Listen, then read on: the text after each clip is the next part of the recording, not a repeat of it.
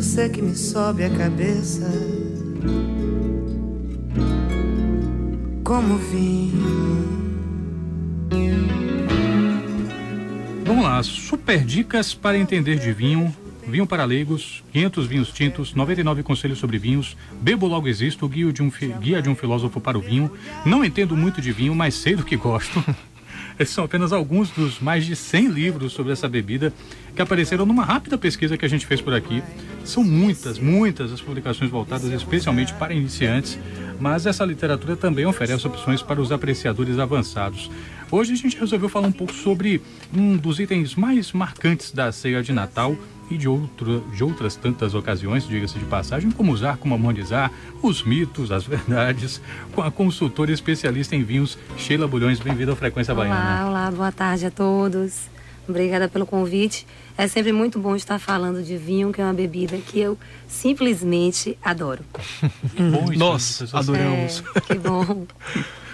Olha, primeiro assim, o que explica tantas publicações sobre vinho e engraçado, né? Com esses títulos assim, bem para fisgar a pessoa mesmo. Olha, você não manja nada de vinho, mas agora você vai saber. Tem sempre uma pegadinha aí por trás para a questão do marketing, né? O marketing da publicação, do livro. Mas o assunto vinho é um assunto que caiu na graça há mais de 10 anos. Aqui em Salvador eu já trabalho com a bebida há uns 17. Então tem muita publicação, os cursos voltados a essa bebida, as reuniões em família, entre amigos, congressos. O vinho, a cada dia que passa, ele está mais presente no dia a dia da gente. E para que a pessoa não se sinta tão fora do assunto, abriu-se essa demanda de publicidade, livros, site mesmo, internet, tem N páginas que você pode estar pesquisando. Nem todas conseguem passar a verdade, né? Que é um assunto que o tempo todo está pesquisa, evolução.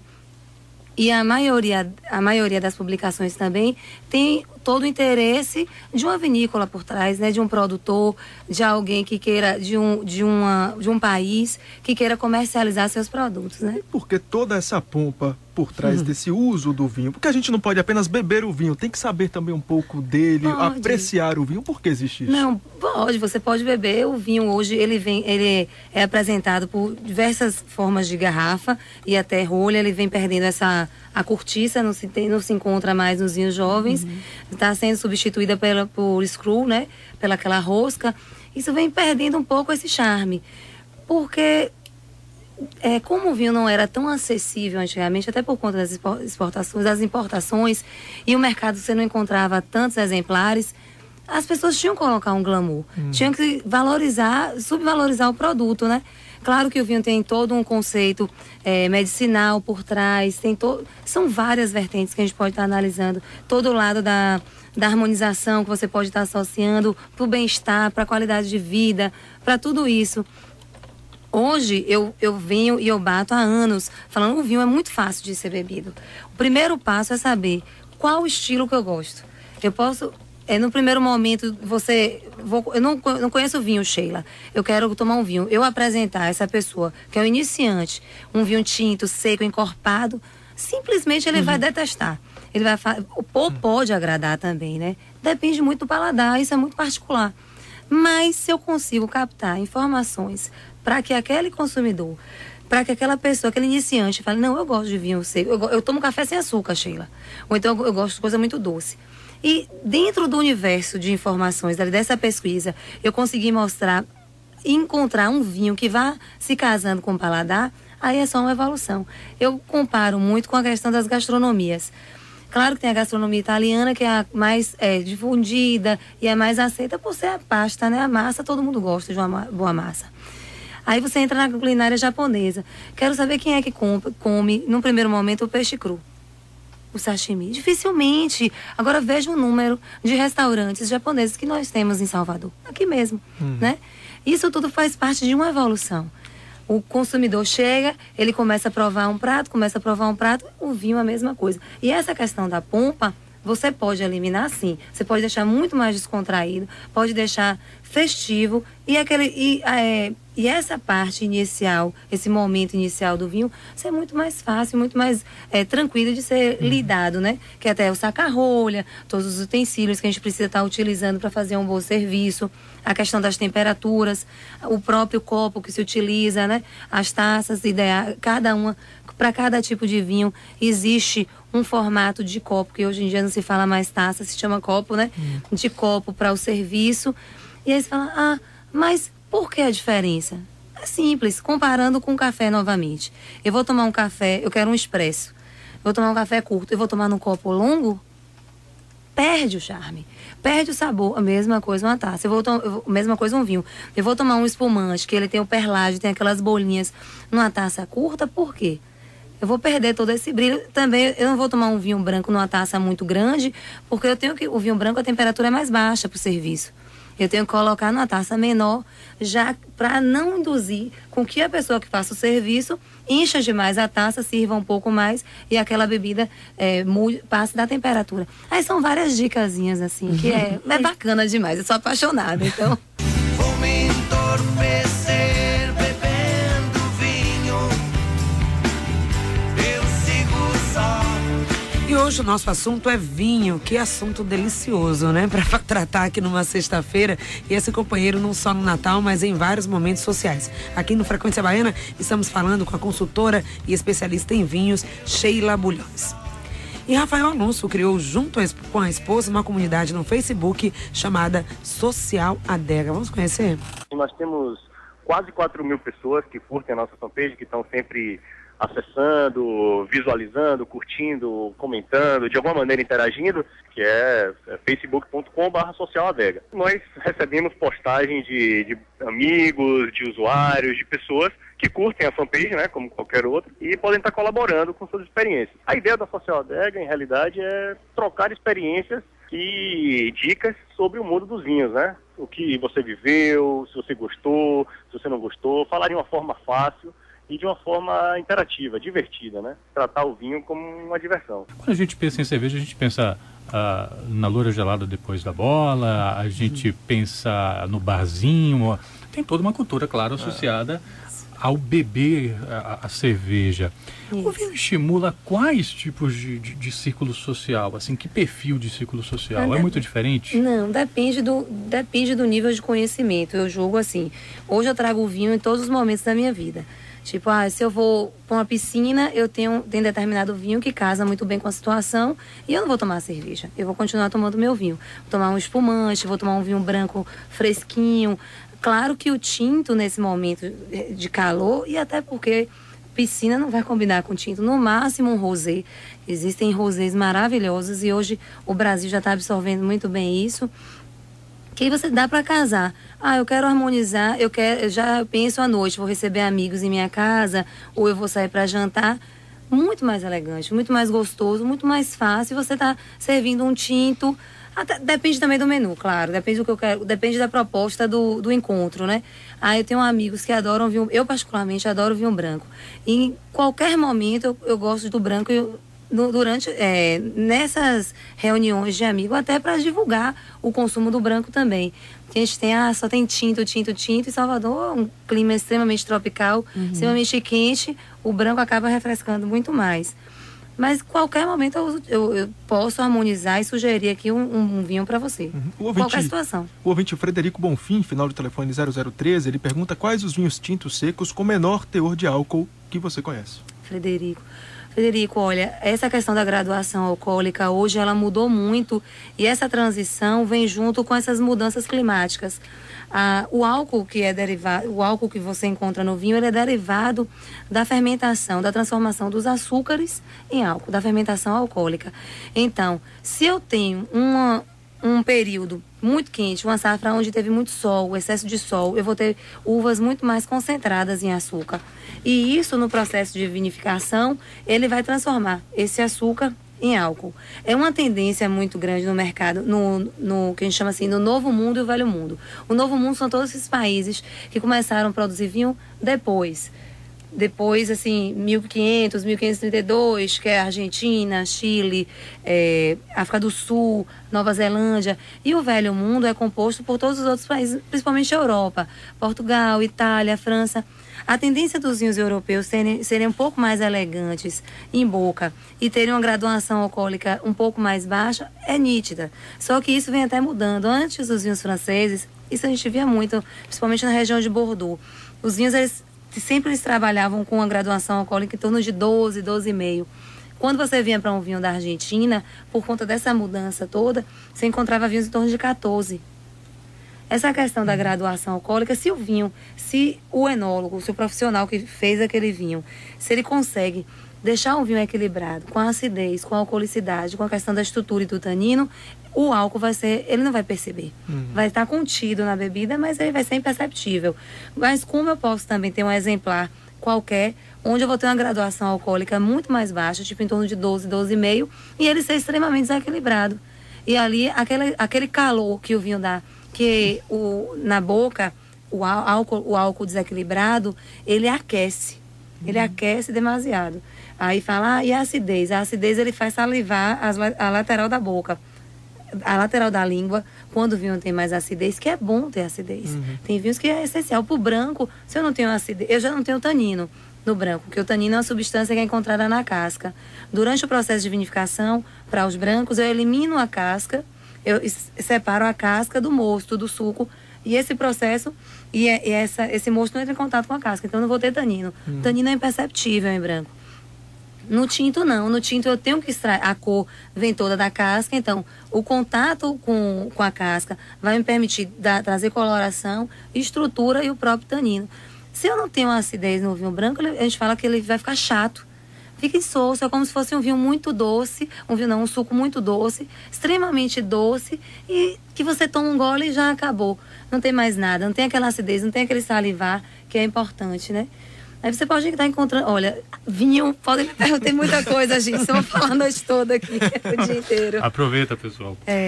E dá para explicar um pouco, assim, do vocabulário? Tem coisas curiosas com relação ao vocabulário. A gente pegou alguns aqui, tipo, aveludado, frutado, fechado. Como assim? Isso. E fora os componentes que ela também citou aí, para muita gente é uma novidade.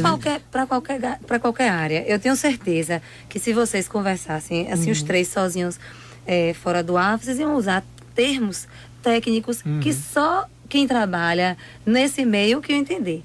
Gastronomia, os cortes que os chefes utilizam, são nomes, são palavras que, para quem está na área, vai entender. A mesma coisa na medicina ou direito.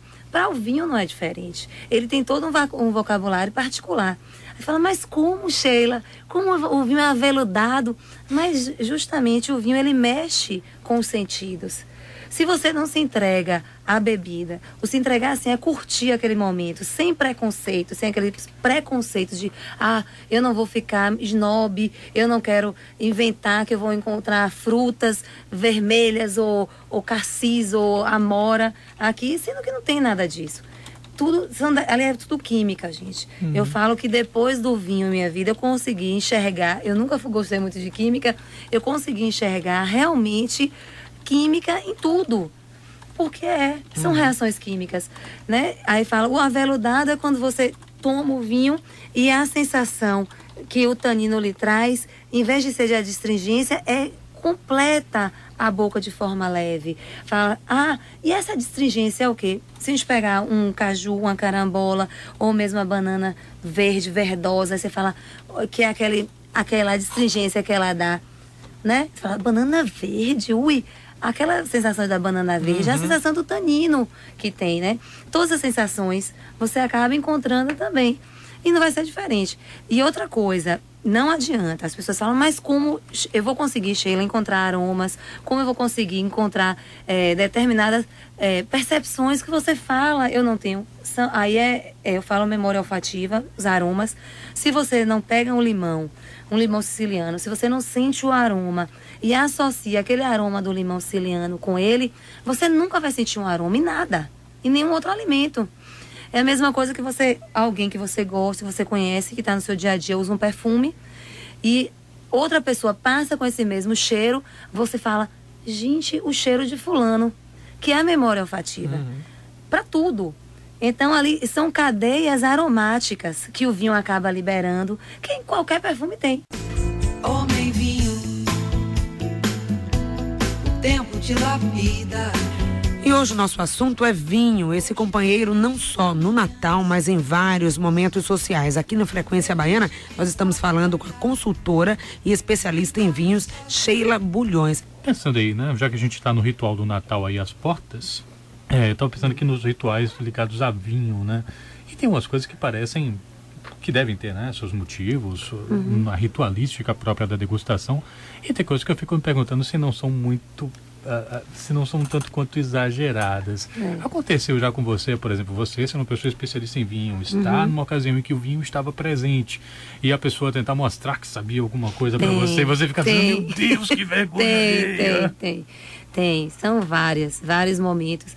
E pelo vinho ter se mostrar, impor, na verdade, para quem a maioria acha, né? Que quem conhece vinho, quem toma vinho, conhece e que é mais chique e que tá por cima e que isso, tem que uma cultura elevada. Que é culto, né? Que é fino, que é...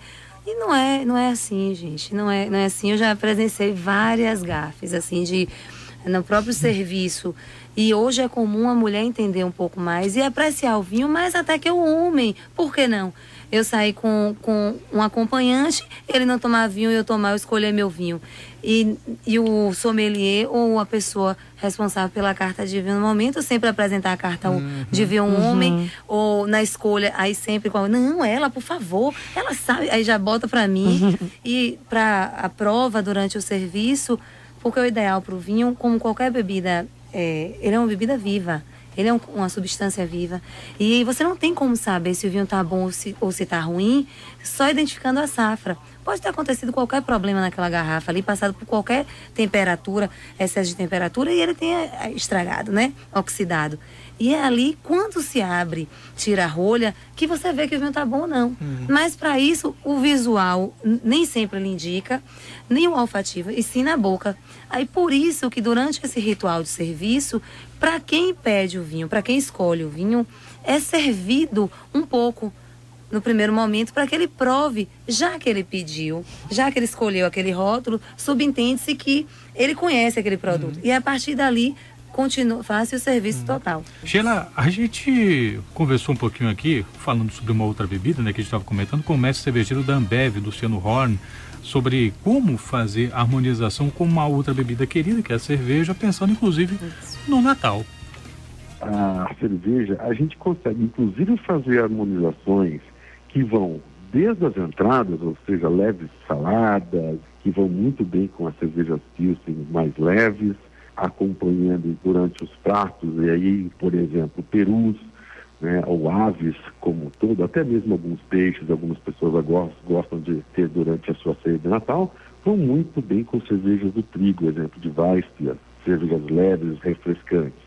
E ao passo que tinha um acompanhamento, for uma carne assada, ou até mesmo um tender, algo de sabor um pouco mais intenso. A gente tem as cervejas com teores alcoólicos ligeiramente mais elevados, ou até mesmo sabores mais intensos, a exemplo, cerveja do tipo Abadia, tipo Bock, ou cervejas escuras que harmonizam fantasticamente nessa ocasião. E ainda tem sugestões de harmonização que se estendem inclusive para sobremesas, geralmente regadas a chocolate, nozes, avelãs. Eles harmonizam muito bem com cervejas escuras, a exemplo, Schwarzbier, ou até mesmo Stout, ou até mesmo com cervejas escuras mais adocicadas, a exemplo das Maltbier. Para não dizer que não falamos de cerveja nessa sexta-feira, mas vamos pensar aqui, Sheila, na seguinte situação. Imagina uma pessoa que quer montar uma ceia de Natal e ela quer montar a ceia a partir da escolha do vinho. Claro. O que você sugeriria para essa pessoa? Eu sei que, claro, são milhares de possibilidades, mas o que chega à sua mente assim? Eu não fugiria muito do clássico para o Natal, não. Eu acho que o Natal sem um pernil, sem o tender, sem o peru, sem os pratos típicos, acaba ficando fora, né, meio Natal. Falar, eu não tive peru, não tive Natal, né? E com esses ingredientes, com esses pratos clássicos, você consegue harmonizar com tudo. Você consegue harmonizar. Eu gosto de branco, eu consigo colocar com um vinho branco um pouco mais untuoso, o peru mesmo com o chardonnay. Eu não gosto de branco, eu também não gosto de tinto, eu posso harmonizar com o rosé, que o rosé, ele consegue casar também com a carne, com o peru, que é uma carne branca, mas é uma carne que tem um sabor mais marcado. Mas eu não gosto nem de branco nem de rosé. Mas eu posso botar um tinto leve. Existem tintos aí produzidos a partir de Pinot Noir, que é uma variedade, uma casta maravilhosa. Ela é muito produzida na região da Borgonha, na França, e também vem sendo muito cultivada no Chile, na Argentina, na região da Patagônia, e no Chile, na região de Casablanca, ou mesmo no Vale do Leida. É um tinto que ele é mais leve, extremamente aromático e lembra muito a ameixa, que é servida, faz parte da decoração da ceia. Você pode estar provando, mesmo com todas essas, com a farofa, com os embutidos, não embutidos tão fortes, claro, né? Mas, não, eu gosto de um vinho mais encorpado, mais potente. Eu posso fazer um pernil de cordeiro e servir com Cabernet Sauvignon. Por que não fazer uma redução de um molho, colocar uma geleia de hortelã? Posso fazer um marinado com manjericão. Existem N possibilidades para estar buscando inovar na ceia, sem perder essa linha do clássico. Eu acho que o clássico tem que existir, mas sempre com toque de novo. E o que eu venho percebendo muito, meninos, com Felipe e Renato e Patrícia, com essa tendência com os meninos que vêm fazendo gastronomia. A tendência desse nova leva de chefes, né, é fazendo a desconstrução de pratos antigamente tidos como clássicos, tipo o caruru, que é um prato baiano daqui, mas eu não tenho caruru, eu estou passando por um período extremamente de seca e não tenho quiabo, eu vou fazer o quê? Eles inventaram um caruru a partir de palma. E eu provei da palma, que alimenta o animal, e é maravilhoso. E vem toda essa linha, eu quero fazer uma frigideira diferente, eu quero fazer... Olha, o que eu percebo hoje com relação à gastronomia, com relação a essa criatividade que tem que ter na cozinha, que o limite quem impõe é você. Eu não gostava de cozinha, eu não tinha habilidade, continuo não tendo, mas eu arrisco e vejo que quando se tem essa sensação, eu estou livre, eu tenho determinados ingredientes aqui e eu tenho ideias do que eu posso seguir, você faz coisas maravilhosas. E é perfeito, é muito bom. E rapidamente, para a gente terminar, porque a gente tem um tempo já correndo ali solto, recentemente eu perdi até um vinho, virou uma espécie de vinagre, porque não soube armazenar direito. E agora vem a ceia de Natal. Muita gente vai sobrar vinho, eu acho que vai sobrar, porque tem gente que compra mais, né? Gosta muito de vinho, mas acaba sobrando. E como utilizar esse vinho que sobrou, lacrar ele direitinho, armazenar depois dessa ceia para poder usar depois? O ideal é assim, você abrir o vinho e você consumi-lo no mesmo dia.